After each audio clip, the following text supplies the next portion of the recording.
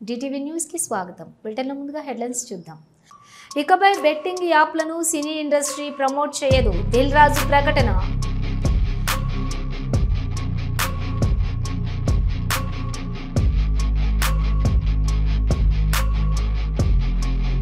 భద్రాచలంలో కదం తొక్కిన ఆదివాసీలు, లంబాడాలను ఎస్టీ జాబితా నుంచి తొలగించాలని డిమాండ్.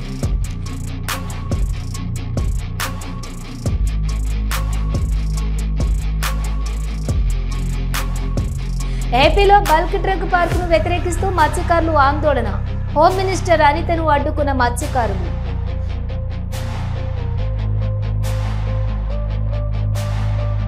విజయవాడ ఇంద్రకీలాద్రి అమ్మవారిని దర్శించుకున్న సతీ సమేతంగా ముఖ్యమంత్రి, అమ్మవారికి పట్టు వస్త్రాలు సమర్పించిన రాష్ట్ర ముఖ్యమంత్రి.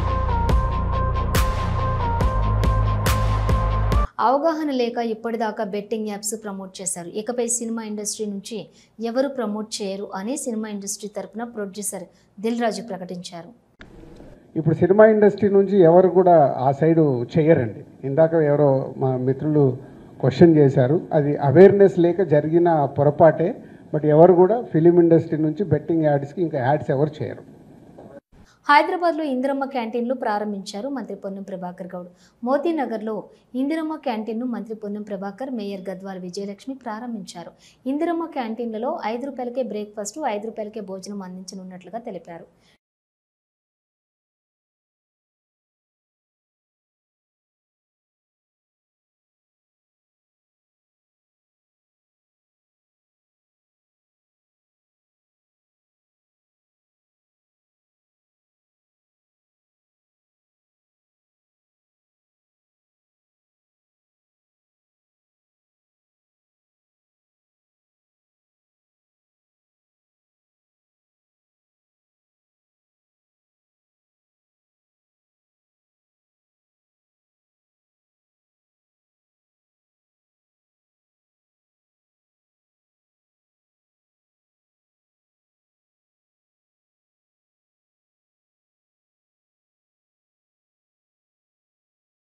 సరూర్ నగర్ ఇండోర్ స్టేడియంలో బతుకమ్మ వేడుకల గిన్నిస్ రికార్డు 63 అడుగుల ఎత్తైన బతుకమ్మ చుట్టూ బతుకమ్మ ఆడారు 10,000 మంది మహిళలు.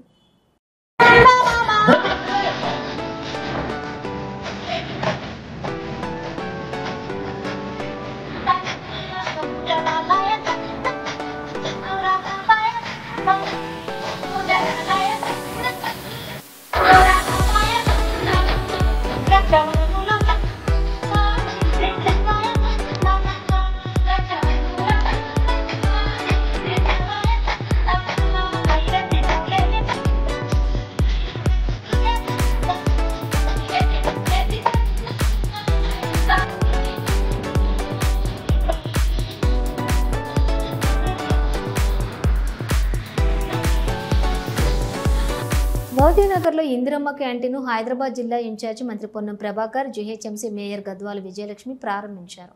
మంత్రి పొన్నం మాట్లాడుతూ ఆకలి బాధలు లేని హైదరాబాదే లక్ష్యంగా ఇందిరమ్మ క్యాంటీన్లలో 5 రూపాయలకే బ్రేక్ఫాస్ట్, 5 రూపాయలకే భోజనం, అల్పాహారంపై 14, భోజనంపై 24.83 జీహెచ్ఎంసీ వెచ్చిస్తోంది. ఒక్కో వ్యక్తిపై 3,000 వరకు ఆర్థిక భారం ఉంటుంది. ముఖ్యమంత్రి ఆదేశాల మేరకు ఇందిరమ్మ క్యాంటీన్లను ప్రారంభించాం. ఇప్పటికే 5 రూపాయలకే భోజనం అందిస్తున్నాం. ఇక నుంచి 5 రూపాయలకే బ్రేక్ఫాస్ట్ కూడా అందిస్తాం. నగర వ్యాప్తంగా 60,000 ఇందిరమ్మ క్యాంటీన్లలో భోజనంతో పాటుగా అల్పాహారం ప్రజలకు అందిస్తామని అన్నారు.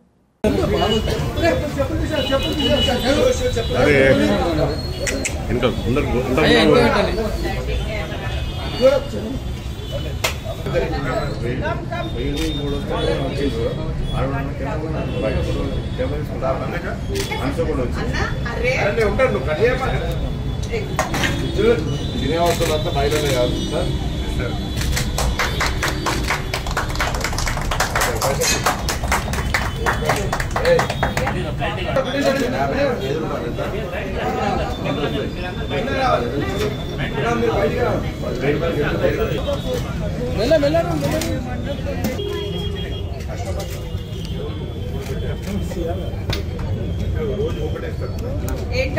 రోజుకొకటి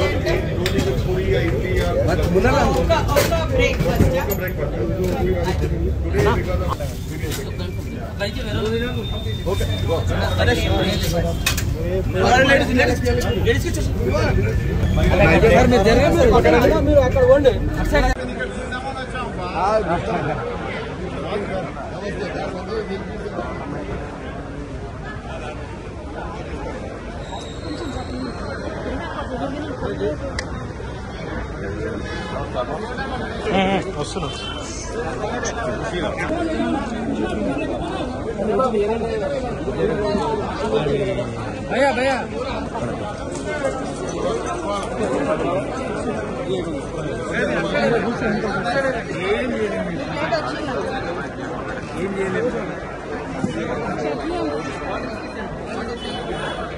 రమేష్ ఆదేశాల మేరకు జిహెచ్ఎంసీ మేయర్ గారు, కమిషనర్ గారు, పాలకవర్గం హైదరాబాద్లో ఇప్పటికే ఇందిరమ్మ క్యాంటీన్ల ద్వారా మధ్యాహ్న భోజనం 5 రూపాయలకి ఇవ్వడం జరుగుతోంది, నాణ్యమైనది. అదేవిధంగా 5 రూపాయలకే బ్రేక్ఫాస్ట్, ఎందుకంటే ఉదయాన్నే పని చేసుకొని వివిధ కార్యక్రమాలకు వెళ్ళే వాళ్లకు సౌకర్యంగా ఉండాలని దాదాపు 60 క్యాంటీన్లలో ఉదయం పూట కూడా బ్రేక్ఫాస్ట్ పెట్టే కార్యక్రమాన్ని ఈరోజు లాంఛనంగా గౌరవ మేయర్ గారు, అధికారులు, ఇతర ప్రజాప్రతినిధులందరూ ఉపాధి మీద వచ్చి పొద్దున్నే వంట చేసుకోలేని వాళ్ళందరికీ సౌకర్యంగా ఉండాలి. అదేవిధంగా మధ్యాహ్న భోజనానికి సంబంధించి కూడా ఇబ్బంది ఉండొద్దు అనేటువంటి ఆలోచనతో నాణ్యతకు ప్రాధాన్యతనిస్తూ ఈ భోజన కార్యక్రమాన్ని ఈరోజు ప్రారంభించారు. దీనికి ప్రభుత్వం పైన కొంత ఆర్థిక భారం పడ్డప్పటికీ తప్పకుండా అన్నం భోజనం పెట్టేటువంటి సందర్భంలో ప్రభుత్వం చాలా కాంగ్రెస్ పార్టీ ప్రజాపాలన ప్రభుత్వం ప్రధానంగా అందరికీ అందుబాటులో అందరికీ సౌకర్యంగా ఉండాలి. భద్రాచలంలో ఆదివాసీలు కదం తొక్కారు. లంబాడాలను ఎస్టీ జాబితా నుంచి తొలగించాలని చలో భద్రాచలం పేరిట పిలుపునిచ్చిన ఆదివాసీ జేఏసీ సంఘాలు. ఆ మేరకు ఈరోజు ధర్మం యుద్ధం పేరిట భద్రాచలం పట్టణంలోని జూనియర్ కళాశాల గ్రౌండ్లో భారీ బహిరంగ సభ నిర్వహించారు. అయితే ఈ సభకు అంచనాలకు మించి ఆదివాసీలు హాజరవడంతో సభా ప్రాంగణం కిక్కిరిసిపోయింది. సుమారు 50,000కు పైచిలుకు ఆదివాసీకి చెందిన 9 తెగల ప్రజలు 2 తెలుగు రాష్ట్రాల నుంచి తరలివచ్చారు. భద్రాచలం చేరుకున్నటువంటి ఆదివాసీలు ముందుగా గిరిజన సాంప్రదాయ నృత్యాలతో బ్రిడ్జి సెంటర్ నుంచి జూనియర్ కాలేజ్ గ్రౌండ్ వరకు భారీ ర్యాలీ నిర్వహించి కొమరం భీం విగ్రహానికి పూలమాలలు వేసి సభను ప్రారంభించారు. పెద్ద ఎత్తున ఆదివాసీలు పాల్గొన్న ఈ కార్యక్రమంలో ఎటువంటి అవాంఛనీయ సంఘటనలు జరగకుండా ముందస్తుగానే 100 మంది పోలీసులతో భారీ బందోబస్తు ఏర్పాటు చేశారు.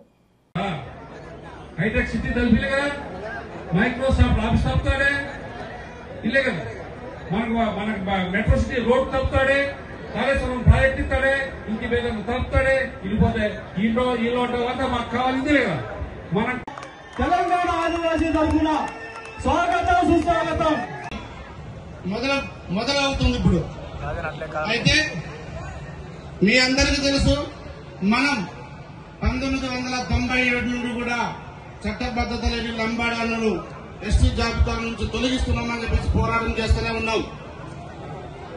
తదనంతరం శ్రీమన్నారాయణ రామానుజాచార్య స్వామి మంగళ శాసనములతోటి మన స్టాచ్యూ ఆఫ్ ఈక్వాలిటీలో శరన్నవరాత్రుల్లో భాగంగా ఈరోజు ధైర్యలక్ష్మి అలంకరణతో శ్రీ సాకేత అమ్మవారు వేంచేశారు. అష్టోత్తర నామార్చన, కుంకుమార్చన, అమ్మవారి అభిషేక కార్యక్రమాలు అంగరంగ వైభవంగా జరిగాయి. నారసింహ ఇష్టి సర్వదోష నివారణకై ఘనంగా జరిగింది. భక్తులందరూ ఉత్సాహంగా పాల్గొన్నారు.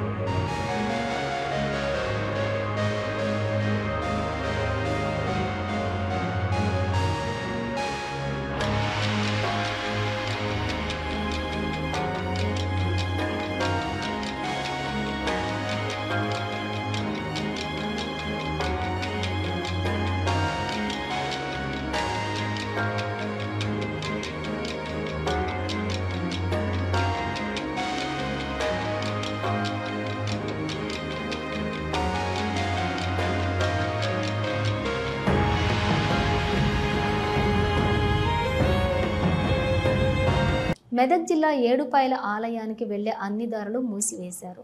ఏడుపాయల ఆలయం ఎదుట మంజీరా నది ఉధృతంగా ప్రవహిస్తూ ఉండటంతో 17 రోజులుగా మూతపడి ఉంది ఏడుపాయల వనదుర్గ భవానీ ఆలయం.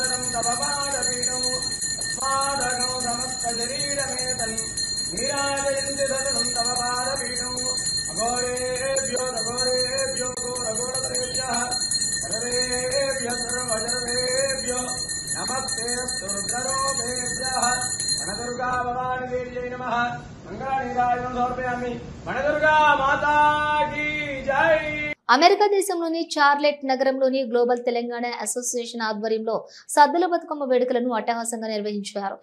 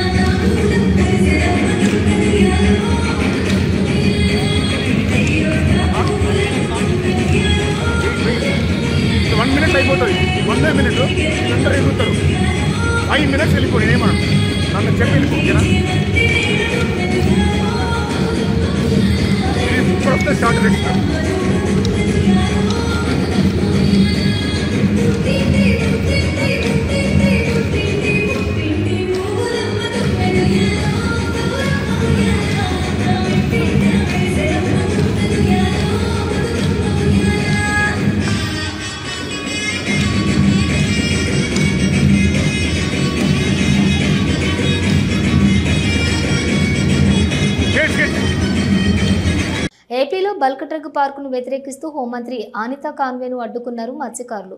అనకాపల్లి జిల్లా రాజయ్యపేటలో బల్క్ డ్రగ్ పార్కు వద్దంటూ మత్స్యకారులు ఆందోళన చేపట్టారు. బల్క్ డ్రగ్ పార్కుపై హోంమంత్రి స్పష్టమైన హామీ ఇవ్వాలని డిమాండ్ చేశారు. ఈ సమస్యపై కమిటీ వేస్తానని హామీ ఇచ్చిన హోంమంత్రి నిర్ణయంతో కమిటీకి అంగీకరించని మత్స్యకారులు హోంమంత్రి కాన్వాయ్కి అడ్డుపడ్డారు.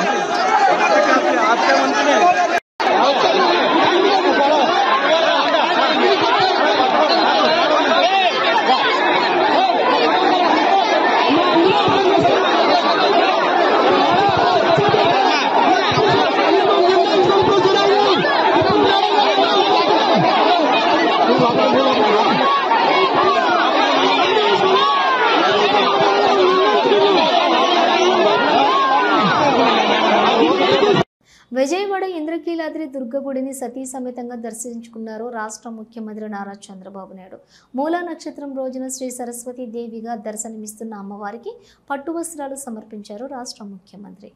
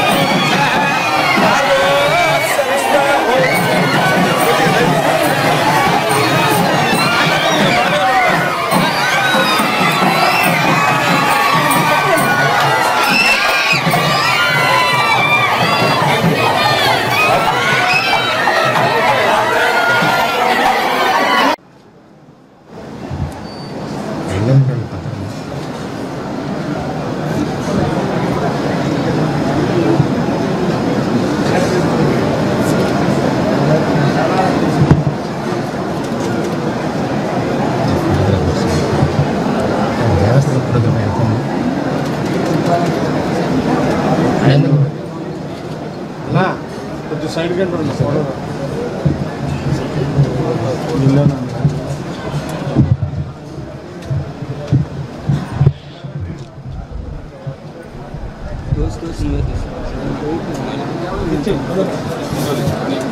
ఫస్ట్ టర్నింగ్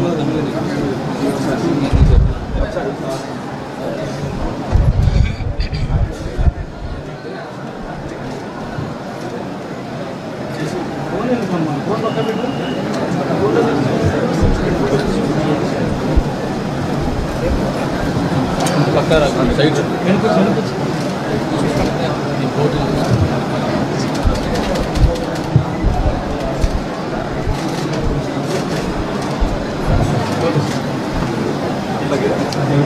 తణుకులో మాజీ మంత్రి కారుమూరి వెంకట నాగేశ్వరరావు మాట్లాడుతూ అసెంబ్లీలో ఎమ్మెల్యే బాలకృష్ణ చేసిన వ్యాఖ్యలపై పవన్ కళ్యాణ్ నాగేంద్రబాబు ఎందుకు స్పందించడం లేదని ప్రశ్నించారు. రాష్ట్రంలోని మెంటల్ సర్టిఫికెట్ ఉన్న ఏకైక ఎమ్మెల్యే బాలకృష్ణ అని ఆయన పేర్కొన్నారు. బాలకృష్ణతో పాటు ఆయన భార్య జైలుకు వెళ్లకుండా వైఎస్ఆర్ కుటుంబం కాపాడిందని గుర్తు చేశారు. వాళ్ళ ఎమ్మెల్యేలే వాళ్ళని అడగటం, ఇవాళ యూరియా దొరుకుతుంది, యూరియా బ్రహ్మాండంగా ఉంది, ఎవరు మాట్లాడితే వాళ్ళు జైల్లో వేస్తానంటాడు చంద్రబాబు నాయుడు గారు. ఇవాళ ప్రతి ఒక్కళ్ళు కూడా మా ఏరియాలో మాకు యూరియా దొరుకుతలేదు, యూరియా బ్లాక్లో అమ్మేసుకుంటున్నారని వాళ్ళ ఎమ్మెల్యేలే చెప్తా ఉన్నారు. వాళ్ళ ఎమ్మెల్యేలే మాకు దొరకకుండా పోతుందని చెప్తున్నారు. వాళ్ళ ఎమ్మెల్యేలు ఈ రకంగా చేస్తుందని చెప్పారు. వాళ్ళ ఎమ్మెల్యేలే చెప్తున్నారు మాకు రోడ్లు లేవు, రోడ్లు పోయినాయి, బస్సులు దిగిపోతున్నాయి, మోటార్ సైకిల్ కూడా వెళ్ళిన పరిస్థితుల్లో ఉన్నాయి, రేపొద్దున రోడ్డు మీదకి వెళ్ళే పరిస్థితి మాకు లేకుండా పోయింది, ఇంచేత మాకు రోడ్లు వేసే కార్యక్రమం చేయండి అని వాళ్ళే అడుగుతున్నారు. ఇవాళ చెప్తున్నారు మాకు ఈ కూటమి ప్రభుత్వం మాకు ఇక్కడ ఏ పండు ఇస్తలేదు కాబట్టి మేము లంచాలు తీసుకుని మేము చేస్తున్నామని చెప్పి ఒక ఎమ్మెల్యే చెప్తారు. ఒక ఎమ్మెల్యే అంటారు మేము దోపిడీ చేస్తున్నామంటారు. పచ్చి దోపిడీ జరుగుతూ ఉంది. ఈ రకంగా దోపిడీ చేస్తున్నారు. వాళ్ళ కార్యకర్తలే వాళ్ళ ఎమ్మెల్యేలను విమర్శిస్తున్నారు. ఈ ఎమ్మెల్యే వల్ల మాకు ఇబ్బందులు జరుగుతున్నాయి, ఈ రకంగా ఇది అవుతుంది, మమ్మల్ని సస్పెండ్ చేయాలంటున్నారు. మేము ఎప్పటి నుంచో తెలుగుదేశం పార్టీలో ఉన్నాం, మొన్న వచ్చి చేస్తున్నామని చెప్పారు. ఇవాళ ప్రతిపక్షం లేకుండా స్వపక్షంలోనే ప్రతిపక్షంలా పోరాటం చేసుకుంటున్నారని చెప్పి ఈ సందర్భంగా తెలియజేస్తున్నాను. ఇవాళ అసెంబ్లీలో ఒక అతను మరి తాగొచ్చి బాలకృష్ణ మరి భారతదేశ చరిత్రలో మెంటల్ సర్టిఫికేట్ ఉన్న వ్యక్తి ఒకే ఎమ్మెల్యే భారతదేశంలో బాలకృష్ణ. ఆ బాలకృష్ణ తాగొచ్చి రెండు చేతులు జేబులో పెట్టుకుని కళ్ళజోడు పైనెట్టుకుని మరి దేవాలయం లాంటి అసెంబ్లీలో మరి ఆ రకంగా మాట్లాడతాం. ఒక ఆయన అంటాడు పందిని కొట్టినట్టు కొట్టారంటాం. ఇది ఎక్కడ గొడవ అర్థం కావట్లేదు. అసలు మరి ఒక డాక్టర్ అంట, ఒకళ్ళేమో ఇదంట, వీళ్ళు చదువుకున్నారో ఏం చేశారో తెలియదు, ఇష్టానుసారంగా మాట్లాడుతున్నారు. అసలు మామూలుగా ఇవాళ చిరంజీవి గారిని పట్టుకుని ఆడు ఈడు అని అంటాం. ఆయన ఇవాళ జగన్మోహన్ రెడ్డి గారు వాళ్ళందరూ చెప్తున్నారు. ఇప్పుడు ఎవరైతే జగన్మోహన్ రెడ్డి దగ్గరికి వచ్చారో వాస్తవాలన్నీ కూడా వాళ్ళు చెప్తా ఉన్నారు. మమ్మల్ని చాలా గౌరవించారు, బాగా చూశారు, మమ్మల్ని ఆప్యాయతగా తీసుకున్నారు, ప్రతిదీ మాకు సాల్వ్ చేశారు. ఇలా ఈ బాలకృష్ణ గారు కూడా ఏదైతే పేరు నాని గారు చెప్తున్నారు, పేరు నాని గారు ఇలాగ నాతో మాట్లాడలేదా మీరు? నా బిడ్డల సాక్షి చెప్తున్నాను. బాలకృష్ణ గారు వేరే ఫోన్తో నాతో మాట్లాడితే నేను జగన్మోహన్ రెడ్డి గారితో మాట్లాడితే ఆయన మన దాకా ఎందుకులే పాపం, ఆయనకి ఏం కావాలో అవి చేసేయండి అని చెప్పి గౌరవిస్తే అతన్ని సైకో అంటున్నాడంటే మరి ఇంట్లో మరి ఆ రోజున ఆ కుటుంబం, రాజశేఖర రెడ్డి గారి కుటుంబం ఆయన కాపాడింది. ఆయన భార్యను అరెస్ట్ చేయకుండా, వాళ్ళ భార్యను అరెస్ట్ అయినా బెయిల్ ఇప్పించి, అలాగే ఇతనికి మెంటల్ సర్టిఫికేట్ ఇప్పించి అరెస్ట్ కాకుండా కుటుంబాన్ని కాపాడితే సైకో అనే పరిస్థితికి వచ్చారంటే వీళ్ళకి నీతి నియమం లేని మనుషులని చెప్పి సందర్భంగా తెలియజేస్తున్నాను.